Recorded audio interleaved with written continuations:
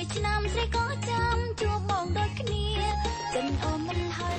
just want to add a little commentary to the tuk-tuk experience and my travel attitude. As I was telling a friend of mine, when someone tries to take advantage of me as a tourist, whether it's in China or Vietnam or here in Cambodia, I don't take it personally. I've traveled around enough to know that that's just the way it is. If you're doing business here, there just starts to be a certain way that you do business. Just like you're driving in New York, there's a certain way you have to drive if you want to get where you're going. If you're doing business in certain countries, there's that's infested with tourists. There's a certain way that you develop, that you learn how to conduct yourself. And so I don't blame anyone for doing the foreigner, taking advantage of the foreigner. As I mentioned, as I said in the short, his plan is that he's counting on me not being familiar with the currency. He's counting on me being in a rush to get out and not being as vigilant as I should be. He's counting on me, even if I notice the short change, he's counting on me having maybe a Western mindset that says, it's only a few pennies or dollars, and he'll get a little advantage for that day. As I said, the flaw with that plan is that I learned how to count in college, and so when it's blatant like that, I have to I want my change, so but like I said, it doesn't get me mad, doesn't get me upset.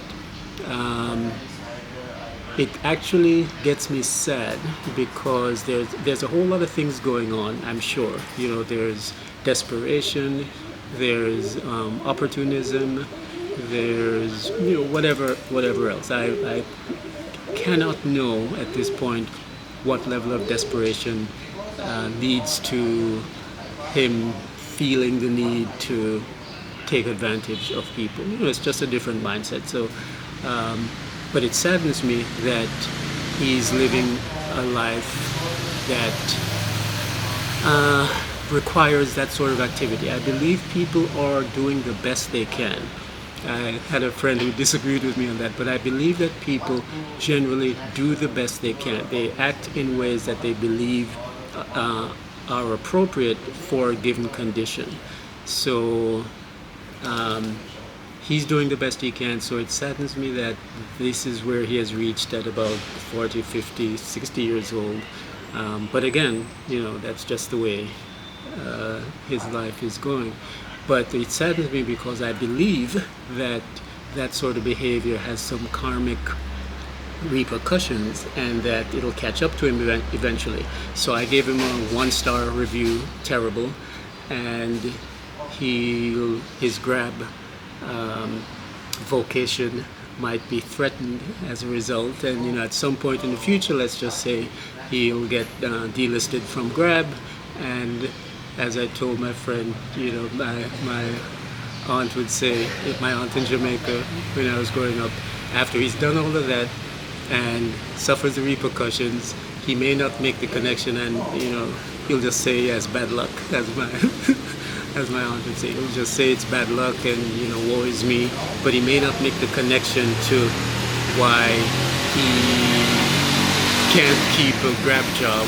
And again, this may or may not happen, but now with a 1-star terrible review, that might be in jeopardy. So that sort of thing saddens me, but not in a way that I lose sleep over it. I observe it, I notice it, and I move on. But the majority of tuk-tuk drivers are honorable, and I've even overpaid purposely some of them just for for putting out their best effort, and I'll talk about that in another video. But just a little color commentary that I wanted to add to explain my travel attitude when it comes to stuff like that.